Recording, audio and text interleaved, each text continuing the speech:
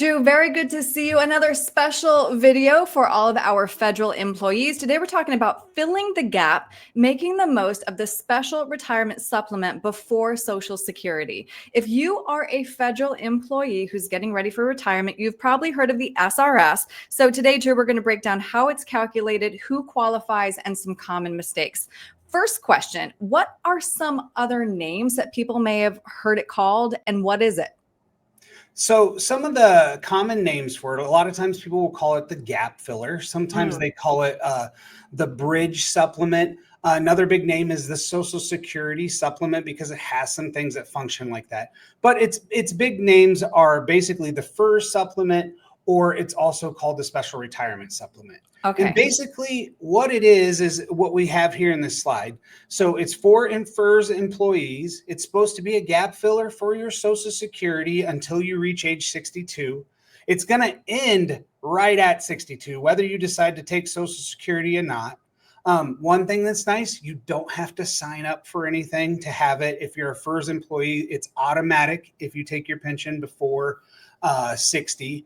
And then it also will automatically be turned off at 62. So there's no extra paperwork or anything like that for it. All right.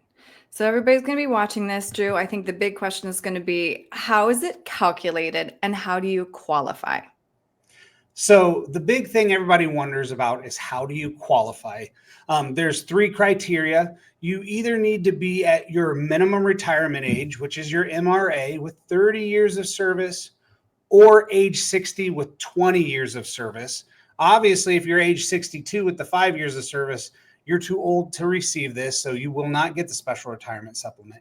And if you're a special provision employee, you might want to look at your department's requirements, because sometimes they have you retire early, which would help you be eligible for this as well. The big thing, though, is this is why it's kind of called the Social Security supplement, is it's calculated off of your Social Security amount at age 62.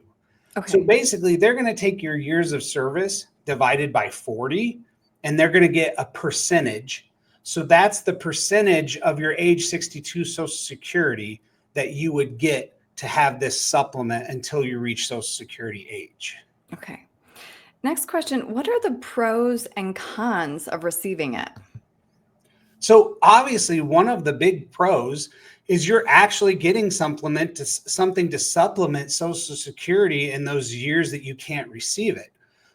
Some of the big cons are you do not receive a cost of living increase on this, and your pension won't receive a cost of living increase until you reach age 62. Okay. And then there's also, just like Social Security, there is an earnings test on it as well. So if you decide to retire and collect this and you still want to work, you have to make sure you keep below those minimums that were on the slide, the $23,400. Otherwise, they're going to penalize your supplement. So it's $1 for every 2 above the limit. The big thing, though, is your wages do not include your pension. If you're collecting money from your TSP, that doesn't count. It's just working wages at that time. Okay.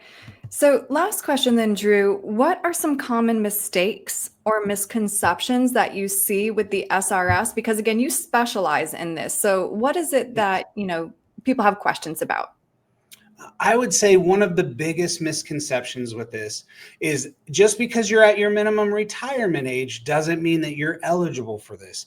If you're going to go out at your minimum retirement age, you have to have at least 30 years of service to receive it. So you need to make sure, if you're thinking about retiring, if you do actually qualify for this. The other really big misconception is just because you're eligible for it doesn't mean this is a good time to retire. Yeah. There's a lot of other things that go into retirement, a lot of other pieces that you have to try to fit together. You do have to really think about, I am not getting a cost of, if you're going to retire at 57, you're not getting a cost of living increase until you reach age 62. And is that going to be okay with what's happening to inflation and the things that you have? So you really have to be looking at your whole retirement picture to see if this is going to be enough of that gap filler that you could retire, or maybe it's better to kind of wait a little bit. Right. And I'm glad you brought this up because, of course, there are some overarching lessons and things to keep in mind here, but figuring out what's right for you is going to be different for everyone. So, again, Drew, this is what you specialize in. Walk Yes. me through how I can find out more about the Fed benefits. Yeah, so you can go to our website, which we've got a picture of it right here, and you can go to the Fed Employee Benefits tab. And if you click on that, there's some information there. There's a chance to even sign up and meet if you want to talk more specifically about this special retirement supplement or even your other benefits that you have. And then all the way at the bottom of the page, we have a list of resources for you where you can also kind of go to these websites and get some forms that you need, or maybe some more information that you want to kind of look up on your own as well. Yeah, boy, that seems overwhelming. It's really great to have that all laid out together so people can kind of digest that information on their own time. So we've Yeah. mentioned the website, millardfg.com. How else can they get a hold of you?